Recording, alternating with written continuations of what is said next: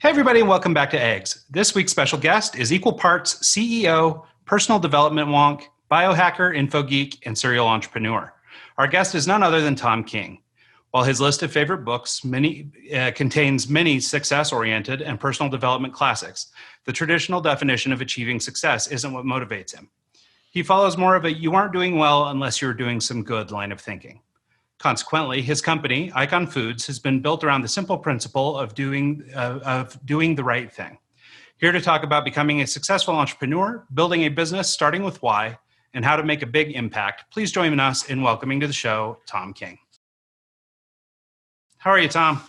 I'm doing terrific, Ryan. Thanks for having me on, and Michael, nice to meet you. I'm looking forward to this. Yeah, absolutely thrilled to have you here. Thank you for sending us a swag pack. We got a bunch of sauces and your book, and really appreciate it. That was unexpected, so thank you for doing that. You are entirely welcome. Is that over your shoulder? Is that your vinyl collection? That is. That's serious, man. Yeah. looking at that with great envy. Yeah, it's been quite the process to get it all together. So, and then keeping it organized is fun. Yeah, totally. Awesome. Yeah. Well, so Thom, I've got to tell you, like Mike mentioned, you were kind enough to send a little swag bag on behalf of your company prior to our interview. Of course, that was some months ago now because we'd had to reschedule and blah blah blah, all the behind the scenes podcast magic. Yeah. But I got to tell you that your book hit me right at the right moment. I am somebody who's sort of perpetually struggled with my weight. I'm always working on it, even today, still working on it. But I really enjoyed taking a quick read through your book, and luckily, because we had some time before we spoke, I had some time to actually get through most of it. And so I think it might be a good place to start to maybe just talk a little bit about your story. And that might sort of, I guess, lead to the bigger conversation about everything else that you're doing today. Yeah. Well, I mean, I'm a serial entrepreneur, so I've had a bunch of different businesses, and I think it's just in my blood because I think I go back 5 generations of entrepreneurs. So as far as the sweetener business goes, I started that in 1999 after running into a gentleman whose name was Jim May, who had just come back from Paraguay and had a jar of like crushed up leaves, and it was this brown paste. And he's like, "Hey, you should try this." I'm like, "Okay, let's see what happens." And I tasted it, and I was like, "Wow, this is like." It must have been about 25 times sweeter than sugar. It was like amazingly sweet. And I'm like, what is this, sugar mixed with something? And he's like, no, these are stevia leaves. And at that point in time, I was like, I'd never heard of anything like that. I'd never heard of the only thing that I thought that sweetness came from was sugar. And I was like a ridiculous sugar addict. Like I would take a can of Pepsi and drink a little bit out and then empty a bag of M&Ms into it. So It was like, I had a real problem. And, and with that also came like what I would call yo-yo weight. Like I would gain weight and I'd be like, okay, I got to lose some weight now. And so I would do, then back in the day, it was Atkins. And so I would do Atkins, I'd lose the weight, I'd put weight back on. And so it created this sort of yo-yo effect. But what's interesting is like all the time while I'm going through that yo-yo effect, I'm actually, my health is starting to fall apart, like my blood pressure is starting to go up, and, I was suffering from heartburn and, a lot of different like weird things like brain fog in the afternoon and forgetting stuff. And, and so I think that what happened is I was in Las Vegas and I had one of my customers take me out to dinner. So free dinner in Vegas. And I'm like, I'll take the steak, I'll take the potato and bottle of wine, and we'll have chocolate cake after. And so I actually, after that, got up to my room at the Luxor and, walked into the scent of broken dreams and regret and looked in the mirror, and I'm like, what's going on here? I was carrying about an extra 35 pounds of weight, but I was just really unhealthy. And at that point, I mean, I felt like the biggest imposter because my business at that time had grown and we were selling sweeteners to companies that manufactured products for healthy people, like keto products and low carb products. And I'm like, I think at that point, the pain of what I was feeling exceeded the pleasure that I was deriving from, eating tons of sugar and pizza and wine and beer and everything else. And that's when I started writing it down, like journaling. And after a year, I had a book. Yeah, no, I think it's an amazing story. And I mean, obviously, there are a lot of people who struggle with this sort of thing. At the time I got your book, I was dallying a little bit with sort of a, I don't know what I would call sort of a light keto diet, largely low carb, largely higher protein, that sort of thing. I just didn't go so far as peeing on strips and doing all that kind of stuff. So we tried to keep it pretty healthy, pretty low carb, but. Yeah, I actually went down this road myself. I was 237 pounds, and I went the full keto route. I stopped eating anything carb related. I stopped eating anything with sugar in it.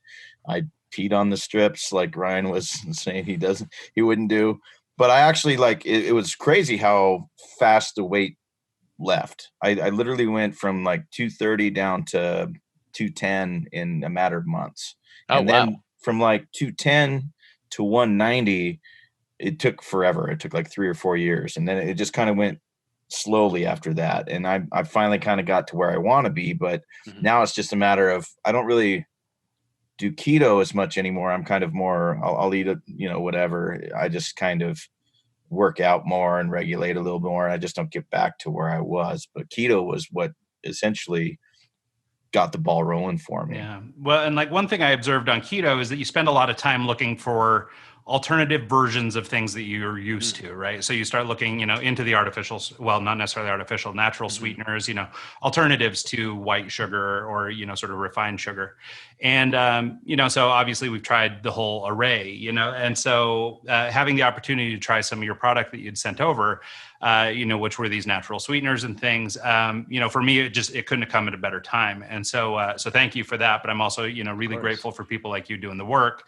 And more than anything, I like that you've done the work, but you came from a place of, trying to work through this yourself. Like you've actually had the battle, because I think it's so important for people to, try and learn from people who've been there versus those who just sort of, went to school about it.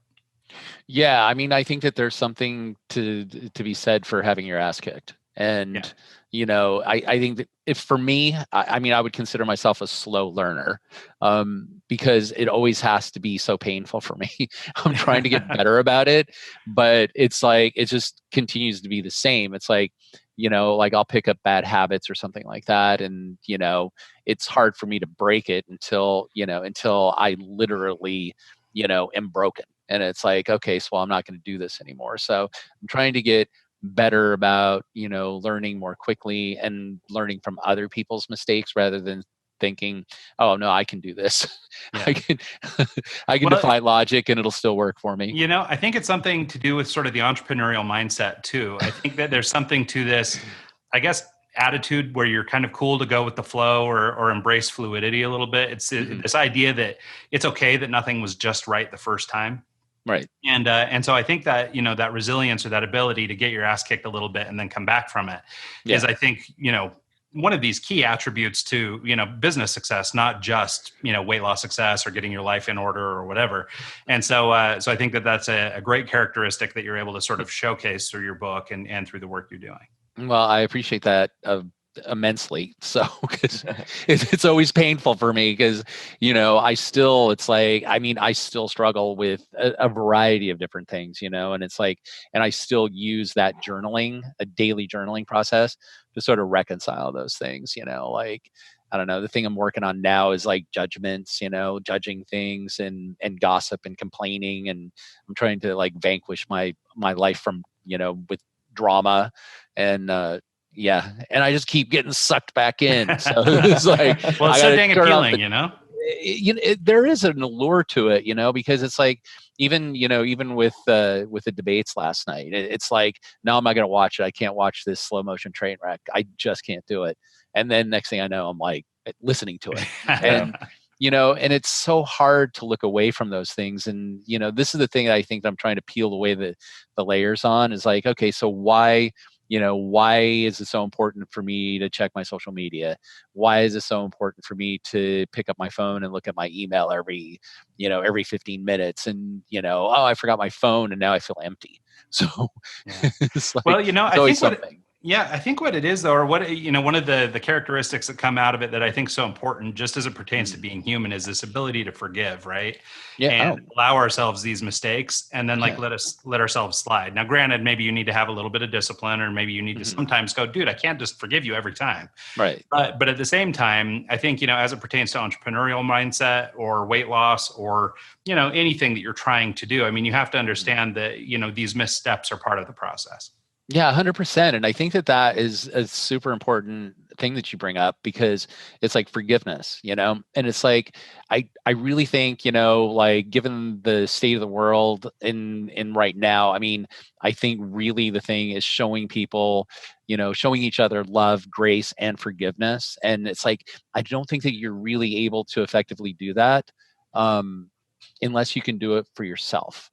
And so that's a really good point that you bring up. And thank you for Yeah, that. no, I totally agree with that. In fact, there's a lot of the sort of the work I've been doing lately is this idea on sort of reconciling attitudes and perspectives with self prior to being able to do good work for other people. I use the metaphor of sort of like, if you're on an airplane and the oxygen mask drops, Oh, you're supposed to put the mask on yourself first, not the mhm. person sitting next to you, even though your impulse might be to help them. Right. Like the bottom line is you're no good to them dead, right? So it's important that you take care of yourself first so that you're then capable of helping many others. Yeah, And I 100%. think that that's a great metaphor for this and for everything else, right? Is that, whether it's, mental issues or Mhm. depressions or, whatever it is we're working through, we all got our beasts or our problems.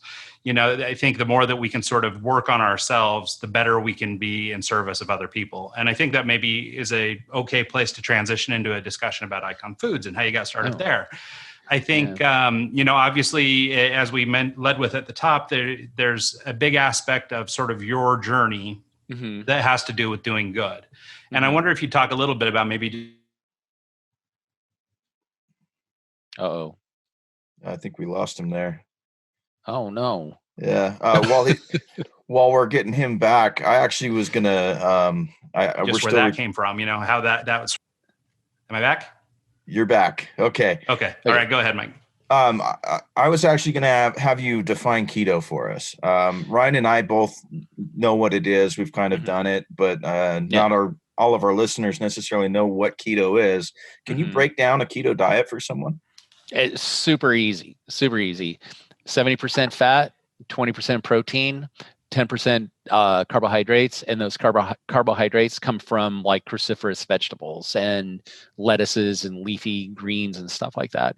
That is basically, that's the premise of putting yourself in nutritional ketosis. So there's a lot of different sort of varieties of keto that are going around now, like dirty keto, which I'm not 100% sure what that is. I got interviewed a couple of weeks ago and they're like, you do dirty keto? And I'm like, I I don't know.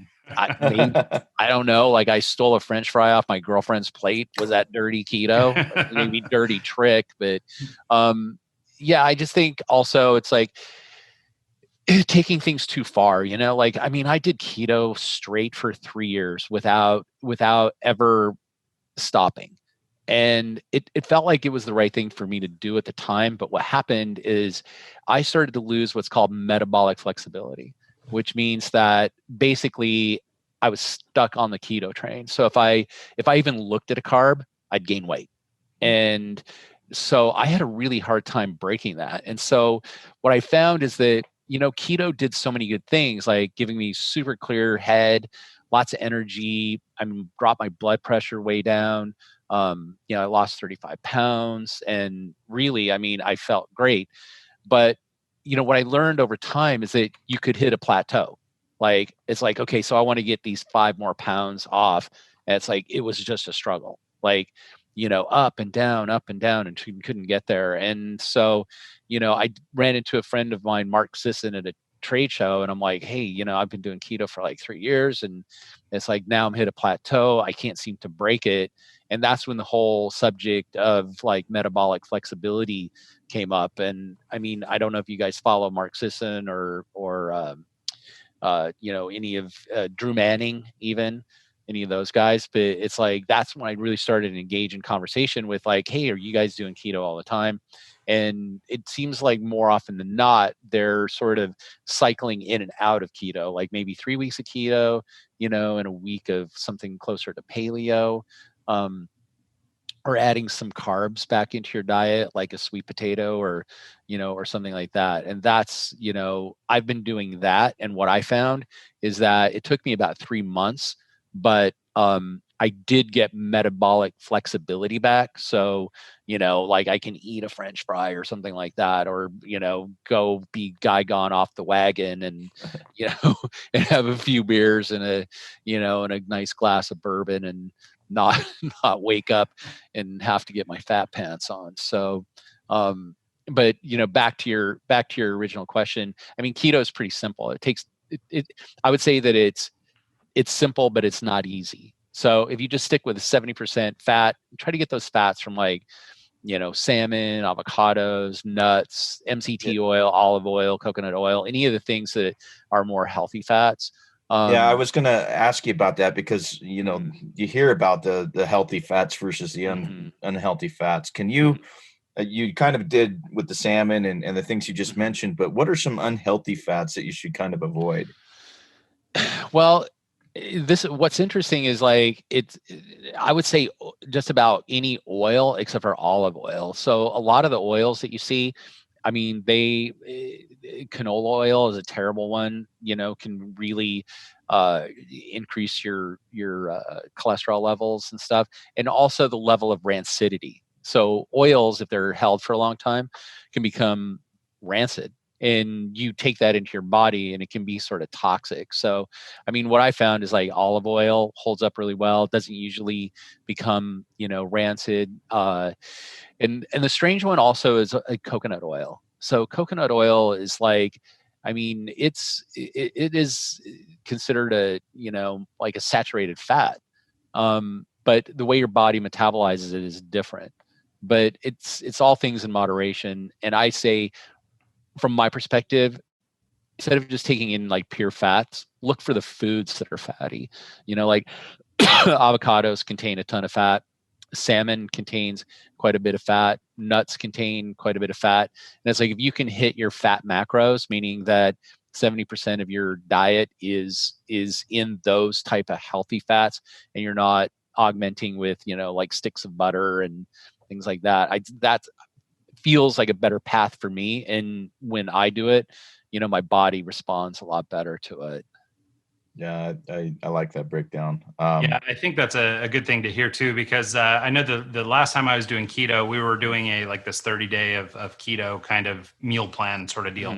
And we got about halfway through it, and God, we were so tired of meat and cheese and butter and just like all that stuff that finally we were like, okay, we got to stop with this, because every meal, there might be some vegetables or some whatever in it, but it was largely just meat and cheese, and it was like, yeah, maybe technically keto, but whatever it is, it wasn't working for us. Well, so here's the interesting thing about meat. Okay. So meat's going to be primarily protein. And if you take in too much protein, it's going to throw you out of keto. And a lot of people are like, well, that doesn't make any sense because it's protein. And what's interesting is your body is only capable of metabolizing a certain amount of protein. And what happens is that your liver starts storing proteins after it metabolizes them. It starts storing them as glycogens. And so glycogens are actually stored glucose in your muscles. And think back, like when we were, living in caves and stuff like that, we would have to store that up because, you would eat, half an elk, and then, 3 weeks later, you might get another one. And so you had to constantly store up, glucose. But what's interesting is like knowing how much glucose your body requires to actually function is 4 grams. So you only need 4 grams, which is a tablespoon. So you only need 4 grams of glucose in your system to function. Once you deplete that 4 grams, that's when your body that's when your liver takes those glycogens and metabolizes those back into glucose. And that will get you back into keto. But if you eat too much protein, then you're just going to build up these glycogens. When you try to get into keto, it's going to take you forever because your body's going to continue to try to get the glycogens out of your muscle stores until you're starved, and then it'll start metabolizing fats. So when your body goes into ketosis, what's happening? Can you break that down for us? Yeah, that's a really good question. And so, like I said, if your body really only requires 4 grams of glucose to function, and your brain can actually function on glucose and ketones. So, and your body can use both glucose and ketones as energy. So what happens when you go into keto is that you've depleted all but maybe 4 grams of your actual glucose. And so when that happens, your liver starts metabolizing lipids or starts metabolizing fats and turning them into ketones. And then those, go into your body, and your body starts using them as energy, but your brain starts using ketones as energy instead of glucose. And that's like when you run into a lot of people that, that say that when they go into keto, it's like somebody turns the lights on. And that is for me, that's what I love about keto the most, is how clear your mind gets, because you're no longer functioning on glucose, which is just a super fast burning, fuel. And like, have you ever seen somebody's truck go by, or a car, and they punch it and out goes a bunch of black smoke? And that's sort of that rich fuel that you're using. And that black smoke is just ash. And, and that's what your body produces. So it's like, if you're running on something like a fat, it's just a slow burning, almost like diesel. It's like your body's just burning slow and steady. Okay. What do you know about exogenous ketones? So I guess these are sort of ketones that you can take that I guess your body doesn't produce. So you're bringing them in from outside. But I mean, is that a thing? It feels to me like it's kind of one of these hacks or a shortcut to, a way around doing the work. That is an excellent question. And I don't use exogenous ketones. I don't, because I think that what can happen is you can get a lazy liver, because your liver will just get these straight shots of like beta hydroxybutyrate that it just immediately can convert into ketones. They are ketones. And so, and it is a shortcut. It means that you ate some carbs, you ate crappy, and you want to get yourself back into keto. And so, you take in BHB or ketone esters to get yourself back in. Some people do it. I mean, I'm not going to criticize people that do it. It's not for me. And I just don't like having anything exogenous to help me get into any particular state, except for bourbon. I'm not perfect. Yeah, that makes a lot of sense. I've heard that like your bourbons or your vodkas, if you don't mix them with anything, they actually are. You can have a drink here and there, and it doesn't kick you out of ketosis, unless I've heard that while you are drunk, it kicks you out of ketosis. But if when you sober up, you go back into it. Is that correct, or is that a old wives' tale? I would not say it's an old wives' tale. What I would say is that ethanol, right? Ethanol is metabolized by your liver. And so if you are in the process of metabolizing ethanol, your liver is not going to be metabolizing fats into ketones. Okay. So you will, if you're drinking, if you're having alcohol, then you will not be in keto. How quickly you will recover and get back into it. Ethanol is burned pretty quickly through your system, so it's not too tough getting back into it. I'm not going to encourage people to use that as a method. And yes, the only thing that you should be mixing with a good bourbon is probably a glass and some ice. I like your style. Thank you. Likewise. Well, cool. So let's transition a little bit into a discussion about the business and about just sort of your entrepreneurial work. as I started to get to, and it may show up on my recording, which will be weird, but in the moments that you guys lost me, basically what I was trying to build to was this fact that you've got this underlying ethic of trying to do good for others. And I wouldn't necessarily say that that's an entrepreneurial characteristic. There are certainly plenty of entrepreneurs who are that way, but there are also plenty of capitalists out there. And so I wonder where that came from in your life, how that sort of, manifested itself, or if you learned it from somebody. My grandfather.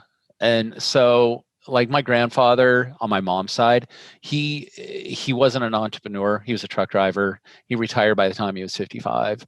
And I asked him one time, I'm like, hey, what's the secret? Because he lived to almost 100. And I'm like, what's your secret? And do you have any regrets? And he's like, yeah, I have a regret. I wish I would have worked less.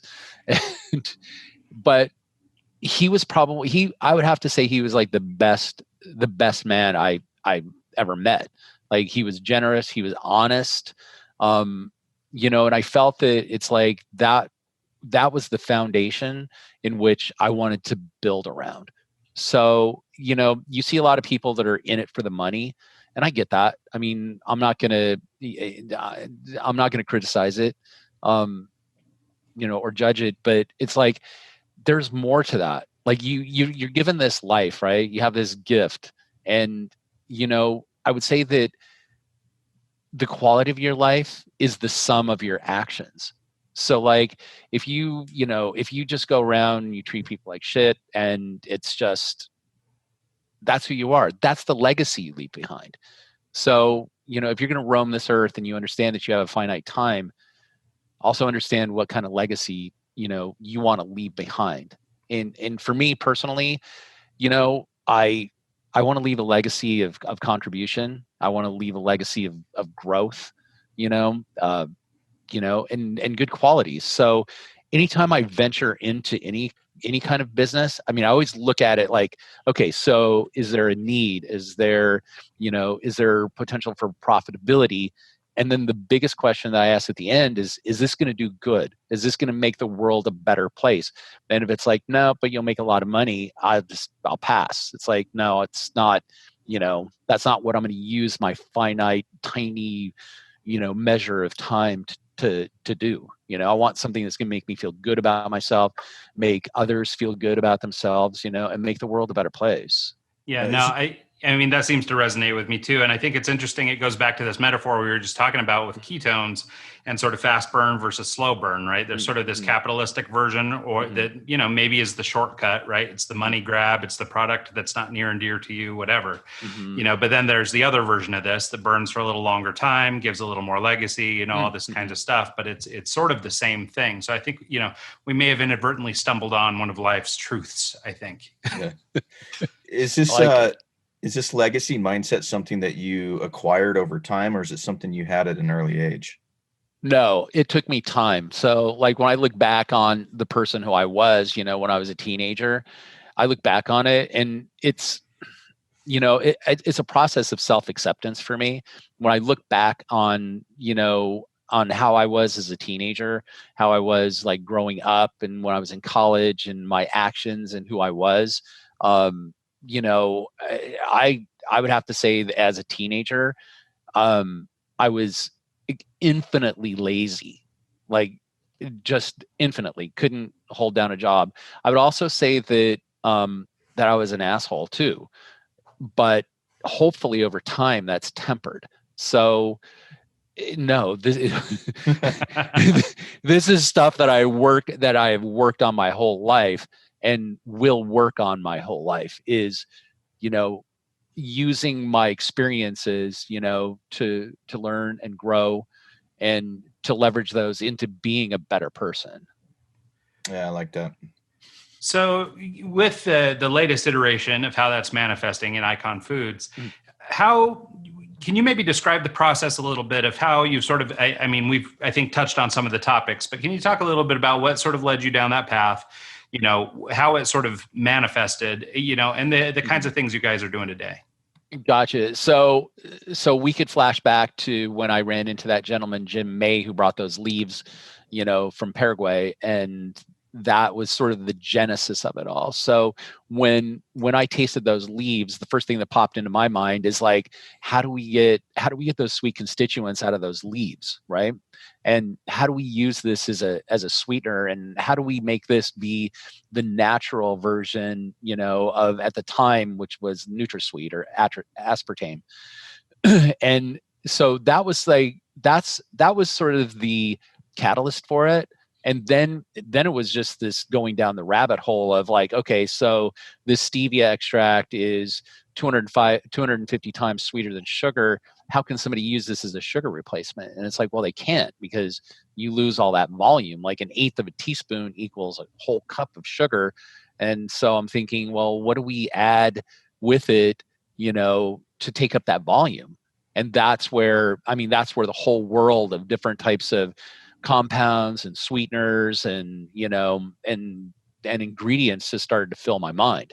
And that's where we sort of branched off into, we started as a consumer brand in the hopes of being able to parlay that consumer brand equity into an actual ingredient company. And so then in 2008, that's when we really pushed forward on that. And then we started mixing stevia with erythritol, and then we started mixing stevia and monk fruit together with erythritol and allulose, and we started making sweeteners that were functional, that you could use in baking. But also sweeteners that you could use in frozen dessert, like, low carb, keto friendly ice cream. So it was just like this constant innovation of like finding a void, that needed to be filled. And then, our latest thing that we started getting into is inclusions. So like when you have ice cream or like a bar or a cookie, inclusions are like your chocolate chips, your little brownie bites, sprinkles, which are now called funfetti, and like chocolate sprinkles and a variety of different things. And I'm like, well, why don't we venture into this, because it's just basically a carrier for our sweeteners, and it'll serve some good, because a lot of these low carb ice creams, we're still having carbs and sugars because of the inclusions. And so, yeah, that is really, the path that we're heading down now. And as of last year, we were the number one distributor for sugar-free chocolate chips. So we're going to continue down that road with white chocolate chips, toasted marshmallow chocolate chips, and way more inclusions. So I kind of want to go down this R&D road, because Yes. I'm sure it's been a nightmare for you. I'm sure, like, okay, now we've got these leaves. Mm-hmm. What do we do with it? How do you go to, creating a ketchup, or creating this, or creating that? Like, it's almost like it's overwhelming, the amount of things that you would have to, the number of steps you would have to take to get to a final product. Can you maybe go down that route with us? And you mentioned monk fruit. I don't think a lot of people even know what that is, but that's a giant thing from the Philippines, right? And you got those little. Yeah, it's like a tree. It's an actual fruit tree. So the monk fruit are about the size of, I would say, a small orange, and they're just filled with juice. But the juice has this compound in it called Mogroside 5. That's about 200 or 300 times sweeter than sugar. So it's that, we use the Mogroside 5 to add to, different compounds. Like the probably the most exciting one that I'm working with now is allulose, which is think of it's a product of fermentation, like wine or cheese or something like that. So it functions just like sugar, but it doesn't, your body doesn't break it down into a sugar. It just passes through. So I've been using that and mixing it with stevia and monk fruit and using it in baked goods. But as far as the R&D part of it goes, like I had to learn it, like from the minute I saw those leaves, I'm like, how the hell do we get this out of there? Like, how do we get that sweetness out of the leaves? And that's when I started looking into extraction. And there's like a gazillion different ways to do extraction. And you can see them doing extraction, like other companies doing extraction right now, like CBD. So, they're extracting. So it's a similar process to that, but you're not using the oils.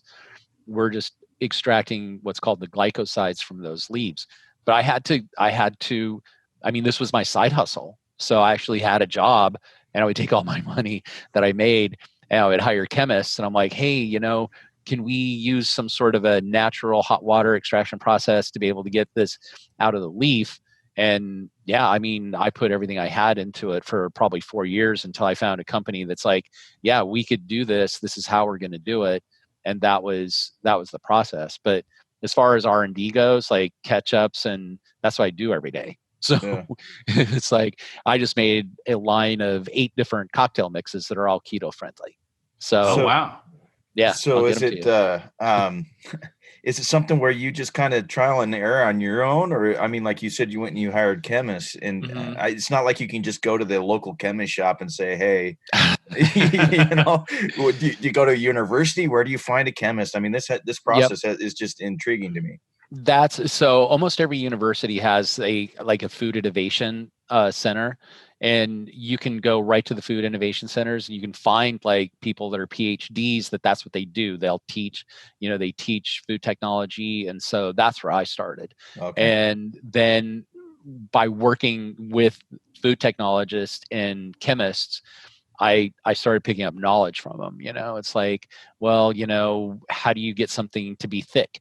Like you want something to have viscosity. It's like, oh, well, you use these things called hydrocolloids. And I'm like, oh, what are hydrocolloids? And it's like, oh, like xanthan gum and gar gum. And then you're down another rabbit hole. So, I've spent the past 20 years going down a million different rabbit holes, learning food technology. And now I have so many formulas. If somebody calls me and says, hey, I'm making a bar, or hey, I want a ketchup, or even like cocktail mixes and stuff like that, I can just go back into ones that I've created before and put some tweaks on them here and there. But it's like muscle memory. So now that I know how to make ketchup, barbecue sauce, teriyaki sauce, margarita mix, I mean, bars, frozen desserts and everything, it's just sort of 100% muscle memory. And that's the part of my business that really gets me juiced up. Like I'm the CEO here, and that's basically herding cats. But the real fun, the real juice is when I can get into the lab and make a pina colada that's got 3 grams of carbs in it, and it's like, oh yeah, that's something. So yeah. Yep. Well, that's cool. So one thing I'm noticing just throughout our conversation, as we were talking earlier about fluidity and, trial and error and being willing to forgive and stuff like that, it's interesting how all those sorts of characteristics are really pairing up against what you're doing in work. Basically you did sort of this same process that you've done with your body and with your mentality and with everything, but you also do it for work. So I wonder if you couldn't maybe just sort of, if we're trying to teach something practical or tangible to sort of our listening audience who might be sort of entrepreneurial by nature, can you talk about just, the mentality or the mindset things that have helped you pursue your business? I mean, obviously, if you're just trying to sell a little widget or something, like maybe you don't have near the hurdle to jump over as you do, in the food tech services. But nonetheless, I think that there might be some things that we could learn from you in terms of just sort of mindset and attitude and stick-to-itiveness and all these things. So do you mind just talking a little bit about just sort of characteristics of an entrepreneur, I guess, in your view?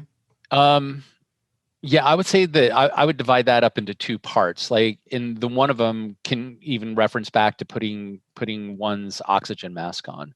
So, like when I get up in the morning, the first thing that I do is I create my mindset of what I want. Like, how is this day going to be my masterpiece? And I have this thing that I do in the morning, and I stole it from Anthony Robbins. It's called the Hour of Power. And so I have the first hour of my morning is journaling, doing a workout, going for a jog, doing things for myself and setting my intention. And that, and I end it with a meditation. So I'll meditate for at least 10 minutes and just to clear my head. And that's what I use to sort of set the stage of what I want to accomplish. But what I can say is, like, if you guys, if there's entrepreneurs out there and you really and you want to know like the secret to success. I mean, not that I'm an expert on it, but I've experienced some successes and I've experienced way more failures. But what I could tell you is this, and that is creating an action plan. And if you don't have an action plan, then it's basically just good intentions. So, and I have a real process that I use. Like, so I will vividly describe an outcome that I want to achieve. And even if it's just, hey, I want to redo my ketchup, but I will vividly describe that particular outcome that I want, right? And then what I do is I build a very detailed and quantifiable, meaning time restrained action plan. Point A, point B, point C, all the way down the entire list of things that I need to do to be able to reach that outcome that I want to reach. And then I let go of expectation, because there's no expectation at that point. All there is data collection. So what you do is you revisit your action plan every week, every day if you want, however you want to do it. You revisit your action plan, and then you take a look at the results you're getting. Is it getting you closer to your desired outcome? If it's not, simply change your action plan. Like tweak your action plan, move your dates and stuff like that. Keep it somewhat fluid, but always have an action plan that brings you to your desired outcome, and and examine it. And then if you run into a situation that looks like a failure, and a failure is the outcome, you don't want that outcome anymore, throw it away. You don't want to make ketchup anymore, then just take it off the board. But set your intention, completely, describe the outcome you want to achieve, create your action plan, execute your action plan, examine the data, release your attachment. I like that. Yeah, no, I love that. And it's funny, right at the very moment you said set intention, I had just written that down. Because it's one of the things that sort of, I guess, is occurring to me as we're having this conversation. I mean, there's several moments here where basically intention was set and then you acted on it, whether it came from, I'm overweight and I'm leading a life that I'm not happy with, or it's, hey, this stevia is great, now I want to try and do something with it. Basically the core ethic there, or the core bit that you did in both of those particular scenarios was that you set an intention to do the next thing. And, and I imagine, there was no A to B process from taking a, ground up leaf and going straight to, market with it or whatever. I imagine there's a B, a C, a D, an E, and so on all the way, and then, like you said, resetting and being fluid about it. Right. But I think that goes back to our conversation earlier about sort of forgiveness and allowing ourselves to sort of ebb and flow. Yeah. You want to make mistakes, because if you're not making mistakes, then you're really not going to learn. Because when I look at like how many times I've screwed up, it's like, oh my God. But if you shift your mindset to gratitude, right? And you can take a look at, things that you believe that you failed at, and you can take those and you can be like, okay, so what did I learn? And what am I going to do differently from it?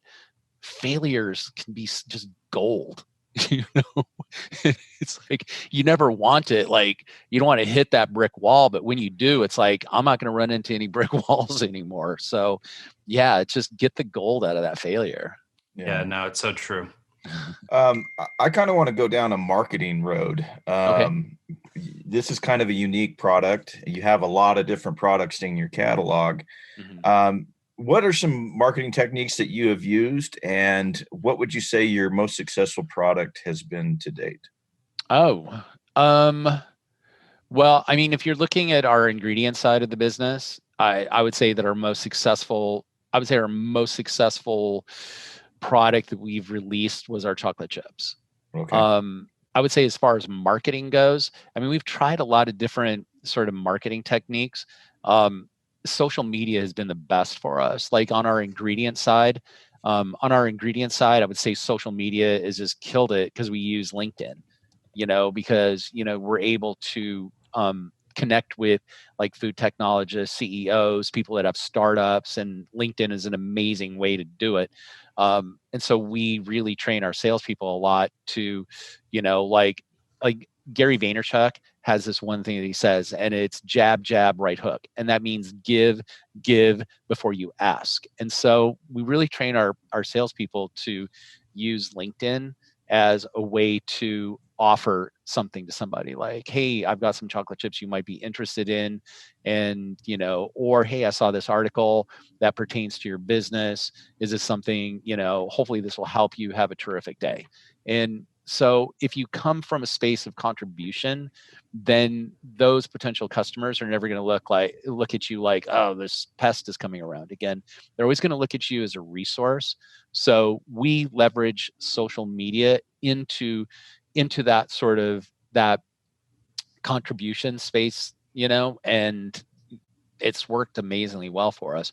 On the Gaigon Keto side of things, I would say it's also comes from a space of contribution. Like if we see people that, if we see people that are posting, about having a child who has epilepsy or type 2 diabetes, we're like right there giving them product. It's like your child probably loves ketchup. All kids love ketchup. Try this ketchup. It's sugar-free.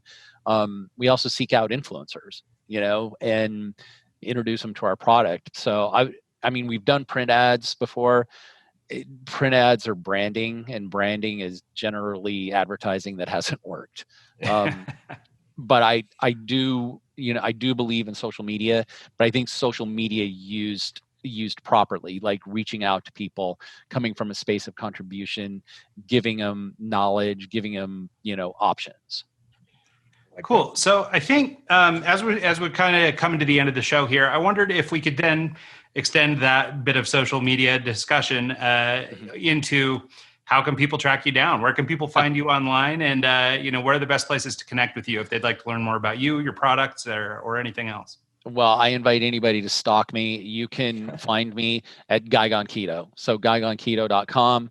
Gaigon Keto across any of the socials.